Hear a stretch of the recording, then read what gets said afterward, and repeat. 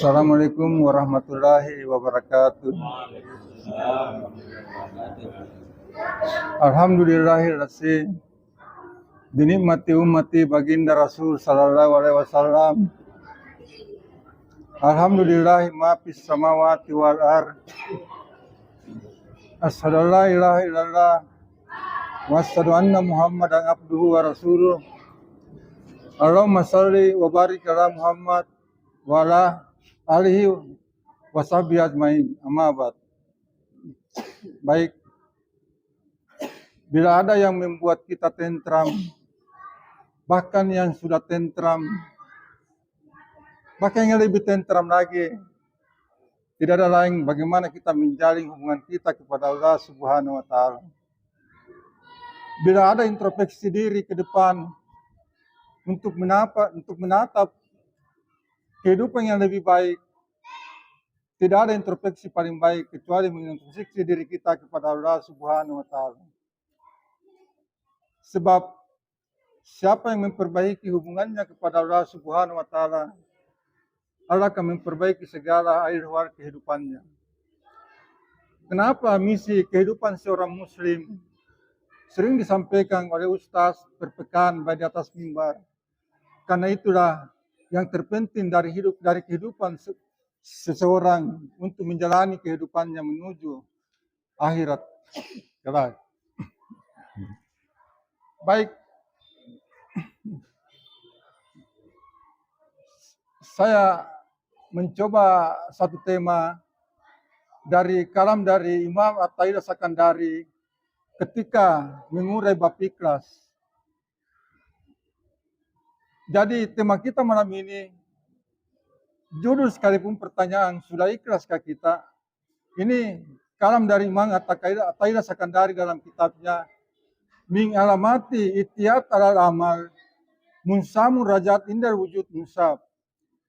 Tanda-tanda orang bersandar kepada amal, tidak bersandar kepada Allah, rasa harap kepada Allah berkurang ketika melakukan maksiat. Kalau kita maksiat, yakinkah kita angkat tangan kepada Allah berdoa? Hari ini kita maksiat.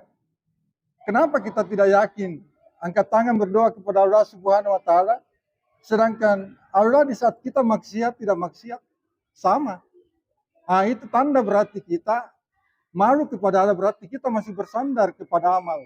Itu ketika iman mensara suatu bab ikhlas. Maka di dalam kitabnya dia membagi bab ikhlas ini 3 bagian. Pertama, ikhlasnya para umal. Para umal ini ikhlasnya para pekerja. Kalau dalam kitab ini bahasanya budak, tapi diperhalus dengan bahasa pekerja. Kapan pekerja itu ikhlas? Ya ketika diiming-imingi suatu tunjangan. Ada tunjangan, dia tambah ikhlas. Tidak ada tunjangan, dia kurang ikhlas. Jadi dia mensara di bab itu ikhlasnya para pekerja, yaitu nanti ada iming-imingan baru dia mau berbuat ikhlas. Nah, bagaimana kalau kita tarik dalam persoalan dalam hal agama, ikhlas salat duha untuk memperlancar rezeki. Jadi kalau ada orang salat duha, rezekinya tidak lancar-lancar, maka dia bertanya, benarkah ikhlas ini, benarkah salat duha ini memperlancar rezeki? Tapi kalau kita berpikir, Rasulullah SAW tidak pernah berkalam, tidak pernah mengatakan bahwa salat duha lah engkau agar rezekimu lancar. Itu kalam dari para ulama. Boleh ya, boleh. Tapi Nabi tidak pernah mengajarkan begitu. Nabi hanya mengajarkan salat duha lah engkau. Adapun yang mengatakan bahwa untuk dibangunkan engkau istana di surga itu tidak sampai derajat sahih. Maksudnya 12 rakaat, 8 rakaat, dan dia bertahap-tahap. Jadi di sini ikhlasnya para pekerja, nanti diiming-imingi baru dia berbuat ikhlas. Nah, ini ikhlas level pertama menurut Imam At-Tahir As-Sakandari. Ada ikhlas level kedua. Ikhlas level kedua itu orang-orang kebatinan. Dia beribadah, dia berzikir, dia bersalawat, tapi untuk mendapatkan kebatinan, ketenangan, itu dia bersalawat zikir ini supaya menganggap ada nur dalam dirinya, ada cahaya, ada sakti itu. Jadi dia beribadah untuk kebatinan. Ini ikhlas level 2 menurut Imam At-Taida Sakandari. Jadi, tapi ada yang lebih tinggi. Ikhlasnya mencari ketenangan dan mencari khusyuk. Itu khusyuk. Dia masuk dia kategorikan masuk di level kedua dari bab ikhlas itu. Jadi orang-orang yang banyak bertirakat, banyak bersalawat, tapi bukan untuk karena Allah, tapi untuk mendapatkan kebatinan. Agar ada nur dalam dirinya, agar dia sakti, agar dia hebat. Dia bersalawat ini sikir untuk keperluan kebatinannya. Dan ini agak dibanding satu. Level pertama itu, targetnya hanya dunia. Jadi dia berikhlas hanya untuk mendapatkan dunia. Jadi amalan urhawi untuk dunia. Tapi kalau di level kedua, amalan kebatinan untuk mendapatkan ketenangan, nilai kebatinan dalam dirinya. Jadi makanya itu di Jawa yang kita sering dengar itu, bahkan banyak orang sering ziarah ke kubur para wali-wali, para itu mencari berkah, mencari karomah di dalam situ. Jadi dia beribadah bukan untuk karena Allah, tapi mencari sesuatu di balik yang dia lakukan terhadap kegiatan itu. Jadi makanya ada itu orang pindah-pindah kubur selalu cari berkah, cari ini. Karena memang ada target yang dia untuk nilai kebatinan. Tapi ini sudah cukup tinggi karena dia targetnya bukan dunia lagi, tapi untuk mendapatkan suatu ketenangan dalam batinnya. Ini level kedua menurut Imam At-Taida Sakandari dari bab ikhlas itu. Ada bab ikhlas ketiga menurut dia. Itu ikhlasnya arifun muhibbin.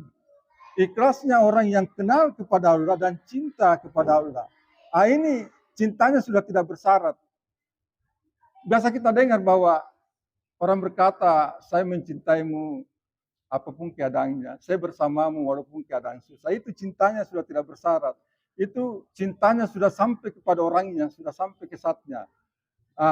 Jadi ada orang ceritanya, dia ceritanya membantu kita, menolong kita, mendekati kita. Ibarat baru-baru ini waktu Pilpres dengan itu kan banyak mendekati kita, itu dibalik mendekatan kita, dibalik menolong kita itu ada maunya. Itu kan tidak dikatakan masuk dia ikhlas. Ikhlasnya bersyarat. Dia menolong kita, tapi dia berharap sesuatu juga dari kita. Jadi, kapan kita betul-betul bersalawat karena baginda Rasul pantas disalawati, kapan kita betul-betul beribadah kepada Allah Subhanahu wa taala karena betul-betul cinta kepada Allah Subhanahu wa taala. Tidak ada motivasi yang lain, tidak ada keinginan yang lain. Betul-betul hanya Allah kepada Subhanahu wa taala. Maka Imam Abu Hasan Sasiria mengatakan, Allah paling benci orang-orang yang beribadah kelihatannya seperti dia begitu beribadah seakan-akan untuk akhiratnya, tapi ada keinginan dunia untuk memperlancar usahanya, apanya, itu Allah paling benci orang-orang seperti ini. Jadi, kapan kita betul-betul berpuasa karena Allah Subhanahu wa taala, bersalawat karena memang baginda Rasul sallallahu alaihi wasallam pantas disalawati.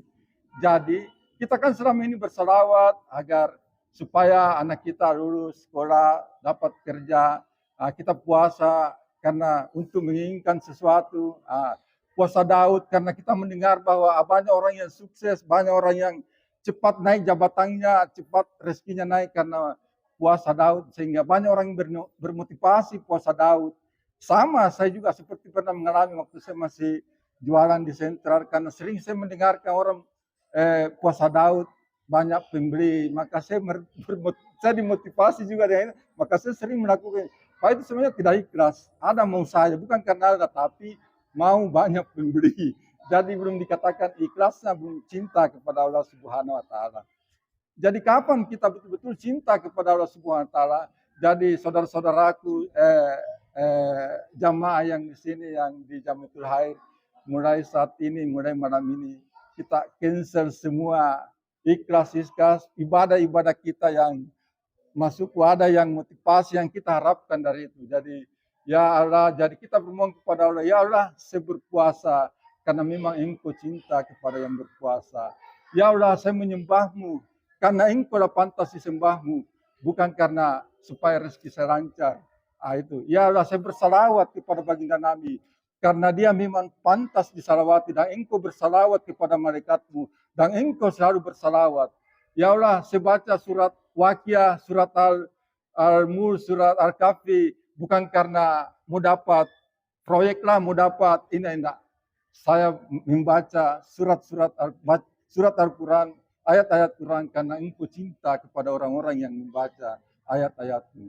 Kita masuk betul-betul cinta, betul-betul kepada Allah Subhanahu wa taala karena kita mengenal Dia sehingga kita cinta kepada Allah. Dari segala sesuatu yang kita lakukan baik pada kita baik betul-betul karena Allah Subhanahu wa taala. Jadi dari mudah-mudahan Allah mengantar kita ke depan ini dan serasa cukup narasi yang sangat singkat ini. Mudah-mudahan ada manfaatnya kepada kita semua.